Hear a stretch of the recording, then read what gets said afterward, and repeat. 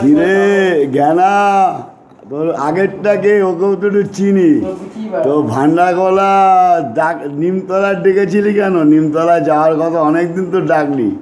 কি China game আছে নাকি? Money plant game?